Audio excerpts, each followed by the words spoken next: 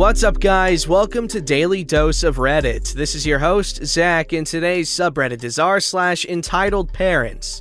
This story's called, "My Entitled Mom Tries to Own Time and Resents Not Being Able to Do So. For as long as I can remember, Mom has always been the first and final word in everything. And if you started poking holes in her logic using logic from that morning or the previous day, you were punished, and this included house rules. I suppose some of the extremes she went to try and discipline us was related to the fact that my brother, Donald, who's just like Donald Duck, annoying, useless, but occasionally awesome, and I were smarter than average and found workarounds by obeying the letter of the rules but not their spirit, because they were so arbitrary and served only to give her opportunities to steal from and beat us from elementary school onward. We were gonna get punished anyway, so what did it matter if we cheated a little? It was the time of dial-up internet and getting browsers in the mail as CDs, and we got our first computer, which gave her some leverage since we wanted to play games on it, but she didn't want our schooling to suffer. So she justifiably placed a time limit on non-school related activities on its use. Entirely reasonable, right? Well, we had to earn our time on the computer by doing chores instead of an allowance, which she seemed violently allergic to. What she never told us until it happened was that anytime she chose, we'd get our time taken away permanently. But we both found the sweet spot of her forgetfulness and reclaimed every last sweaty, hard-won second we were owed. Time goes on and we get a PlayStation 1, and the playtime extends there as well, but given it's my brother's system, there's now a twist. We each have our time, but I had to ask his permission to play, which he never gave because he was the golden child and the apple of Mom's eye. I had to go to Dad to work around this, since Donald blew his daily allowed game time as soon as he got home from school, and I waited till after homework for mine. Mom didn't like this and tried to enforce the rule of asking Donald, to which Dad had my back, and there was a screaming match in base housing over why their daughter had to ask for permission from her younger brother to play a console that Mom kept in the living room anyway because she didn't trust anyone not to sneak around her and play. It was glorious. They fought a lot about things like that, but she always won, since at the time my dad was active duty and she was always home. We coped with this inescapable torment in different ways, with Donald becoming her yes man and brown-noser for preferential treatment, and I sided with Dad, because even at that young age, I knew this crap was whack and I wasn't gonna stand for it. It went on like this until college, and she's carried on like she owned the time associated with any electronic device and even forbade us from getting cell phones. She said because we weren't responsible enough, but it was about the phone games. She couldn't reasonably keep us from playing outside the house on them, and therefore couldn't deny us gaming time on one. Mom even went as far as to try to keep us from leaving the house. On the weekends, we were being punished just so we couldn't see our friends and potentially play games at their houses. She should honestly have tried a different punishment because she was living proof of insanity at that point, expecting us to stop taking advantage of her forgetfulness to get our time back. She hated it whenever I got Dad involved to enforce the rules on Donald, who was as entitled as Mom and was slightly immune to her attempts to limit game time. The screaming matches between our parents over her entitled hypocrisy led to cops being called, and counseling was recommended, which, to Mom's credit, we did as a family. Little changed except that the therapist told Mom she was being unreasonable and was going to stress herself to an early grave if she didn't ease up. Why didn't she try establishing a structured list of rules for the family anyway? Everyone in the family says you change everything at the drop of a hat when mad, so if the rules are written and followed, then there'd be less complaining and fighting, right? A month later, we have the results, and honestly, it looked more like what parents set up for their second graders than a serious thing for a college student. Rules. Concrete rules. Rules she could only change if we all agreed to the change, or most of the family anyway, with ironclad rewards and punishments. Donald and I grilled her for hours on the new rules, making sure we understood every line, and that she understood that her BS about arbitrarily denying us time on any computer and console game was not a part of these rules and would not be tolerated. She kept whining about us making the intro introduction of the rules longer than it had to be, but she was slipperier than a sea slug, and we all wanted to know the ins and outs of this new way of living and its implications. The short of it was there was a daily list of chores that had to be done, and missing something meant you had to draw from a colored stack of index cards for your punishment, which had a wild card to be any other card in the pile, and a free card because sometimes you got away with crap. Rewards were given for days without punishment, and with bonus rewards at the end of a perfect week. The rewards were poker tokens that could be saved and cashed in for a set list of established rewards like an extra soda, extra time on a computer, etc. But if you could argue the case, they could have a $1 value towards something from a store. The plan was ultimately to have this phased out, as we were all too old to do this for any extended period of time, and some things were changed, such as the soda reward being removed after Donald used his saved tokens to buy a 12-pack of soda that he kept in his room so he wouldn't have to share. That rule was removed, and the one about the bonus game time was nearly removed as well, but I pointed out that I rarely used that one or the soda reward, and Mom hadn't gotten any family consensus to remove the soda perk. It was only her and Dad. I refused to let another perk get the axe because she didn't like what Donald did and wasn't willing to keep him from abusing the system and punishing the rest of us because of his entitlement. She didn't like this at all and tried to undermine this new system by trying to use wild cards to take away our playtime, which was against the rules, and she was not allowed to get away with that. Dad and I saw her chomping at the bit here, and we knew this blessed system was living on borrowed time. This marked the beginning of her killing a system that everyone but her loved, of its structure, predictability, and clean-cut rewards and punishments. It protected us from her, and we'd all signed a faux contract that stated we would follow and obey until a set date and time. It was slow at first, forgetting to give us our reward tokens, which Dad was happy to dole out. She'd try to misplace the slips of paper we had our token counts on because we were racking up quite a few at that point, only to find that Dad had a ledger of who had what since he too had a stack of reward coins,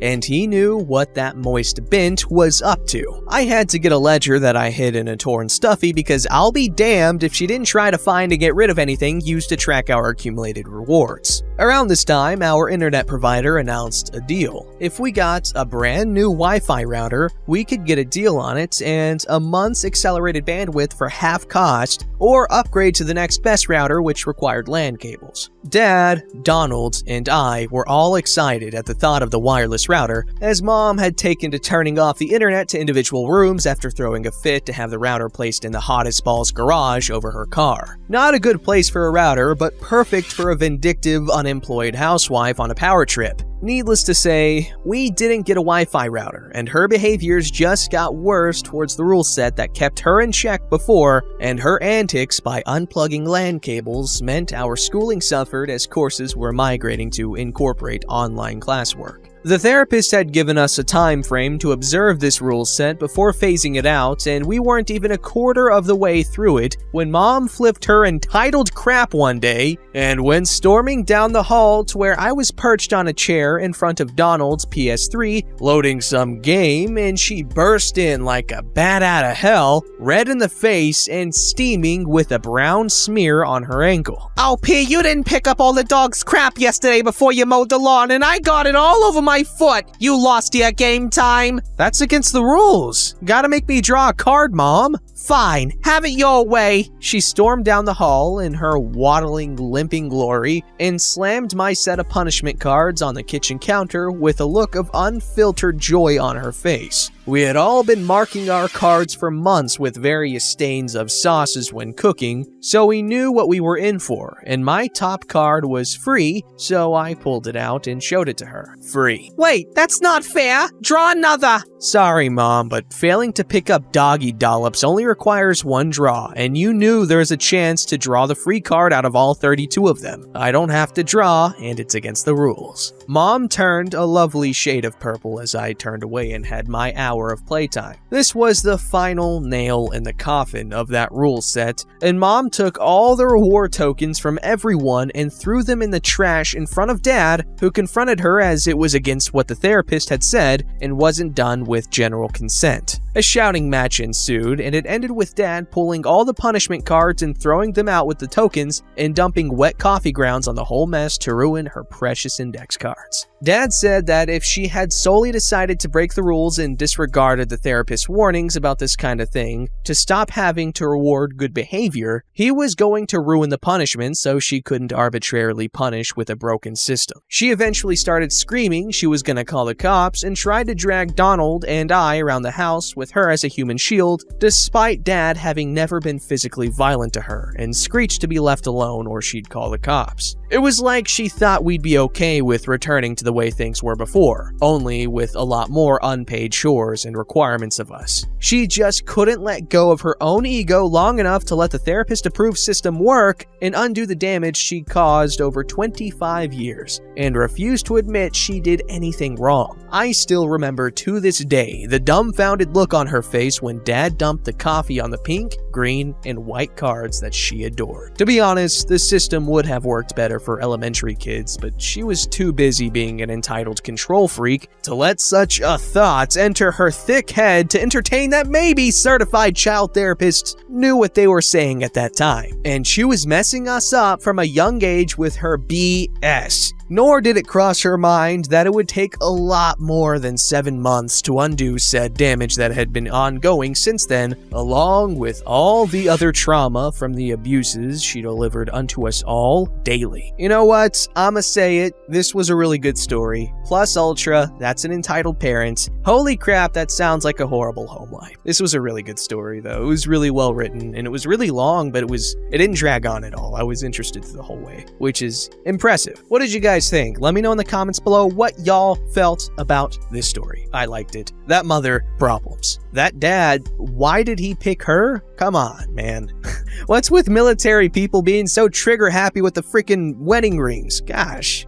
This story's called Entitled Mother Steals Paracetamol Out of My Trolley. So in the midst of a global pandemic, I managed to break my foot. So they put me in one of those walker boots so I'm not completely one-legged. Me and my partner decided to get some bits from the shop tonight. We certainly weren't panic buying, but did buy some stuff extra so we could double up when we were cooking to freeze. I was leaning on the trolley a lot for support, and my partner was walking back and forth to certain aisles and leaving me to get some bits without making me walk too far. It's quite obvious I'm wearing the boot, as the middle of winter I'm wearing a dress because I have no trousers I can comfortably wear with it on. Obviously, with a broken foot, I am in a slight bit of pain, and although I've been looking for painkillers, most seem to be sold out. But I went for a hunt and managed to find 2 packs left in the shop. I didn't notice the entitled mother behind me at first, but I carried on limping away when I heard someone clearing their throat a bit too obnoxiously. I turned around and smiled at her. She was a very typical Karen, and she had entitled kids with her, around 6 or 7 and one about 10 or 11, and she was proper giving me the stink eye. Excuse me, can I have that paracetamol? I mean, sure, you can have this one. I handed her 1 pack. And? I'm sorry? I can see you have another packet. Yes? Well, you're not gonna give it to me? At this point, I gestured down to my leg. I'm really sorry. I'm in quite a bit of pain with my leg at the moment, and I need the painkillers. Well, that's not my problem. You should have been more careful. I have 2 kids. I need to make sure they're okay if they get this virus. I mean, I'm sure 1 pack will do for now if they're okay. I'm sorry, but I'm gonna buy these. I can't believe you won't even help out 2 kids. I mean, I'm sorry, but I'm gonna go. I limped along down the aisle when the older of the entitled kids ran in front of my trolley, stopping me dead, and the other one went into my trolley and grabbed my packet of paracetamol. They both ran off back to the mom. I turned around, she just smirked at me and walked off. My partner came back at this point and I told them what had happened. He was just as pissed off as me, but there wasn't much we could do about it at the time. As we went to the checkout, I noticed the entitled mother unpacking her shopping cart. She didn't notice me and I saw the paracetamol just on the checkout line. So I reached across and grabbed both, hid behind my partner, and limped off to another line. I was watching her to see her reaction as she got to where the paracetamol should be. She looked down on the line and then looked up, utterly confused. That's when she spotted me. I held up the packets and smirked back. We paid and walked out, so I didn't see the aftermath, but it did give me a lot of satisfaction seeing the utter grimace across her face. Oh my god, that's also really freaking good. She stole them back! That was pretty funny. That entitled mother was incredibly selfish though, holy crap. You see someone injured with an already broken freaking body part and they need the painkillers because they are in pain, and they offered to give you one. No, they did give you one when they probably could have used both packets, and she thinks she's entitled to both painkiller packets even though no one is sick and you don't need painkillers for freaking coronavirus. Oy. Don't forget to like, subscribe, and hit that bell to never miss an episode.